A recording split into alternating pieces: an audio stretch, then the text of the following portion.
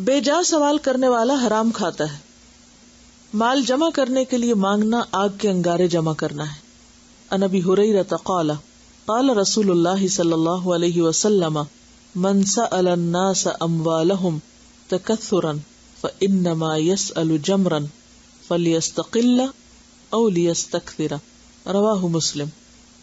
حضرت ابو ہریرہ رضی اللہ عنہ کہتے ہیں کہ نبی اکرم صلی اللہ علیہ وسلم نے فرمایا، جو آدمی لوگوں سے ان کے اموال یعنی مال اس لیے مانگتا ہے کہ اپنا مال زیادہ کرے، پس وہ آگ کے انگارے مانگتا ہے. اب چاہے تو کم مانگے چاہے تو زیادہ مانگے، یعنی اگر زیادہ ایسے کرے گا تو اس کے انگارے زیادہ ہو جائیں گے، اگر کم کرے گا تو کم ہوں گے.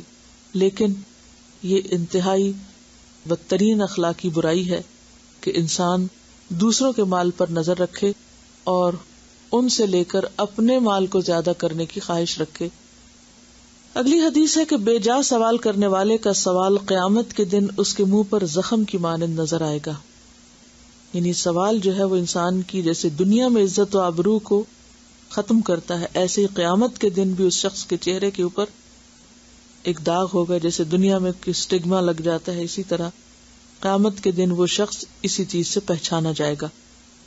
عن عبداللہ رضی اللہ عنہ قال قال رسول اللہ صلی اللہ علیہ وسلم من سأل الناس وله ما يغنيه جاءت يوم القيامة خموش او خدوش او قدوح في وجهه فقال يا رسول الله صلى الله عليه وسلم وما الغنى قال 50 درهما او قيمتها من الذهب.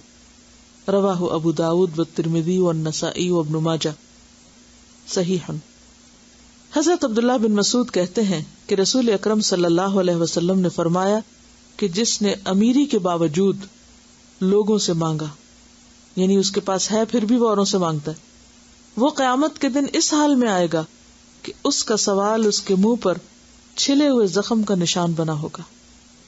آپ سے کہا گیا کہ کتنی چیز انسان کو مالدار کرتی، کتنا ہو انسان کے پاس تو وہ مالدار ہے. آپ صلی اللہ علیہ وسلم نے فرمایا 50 درہم یا اس کی قیمت کا سونا.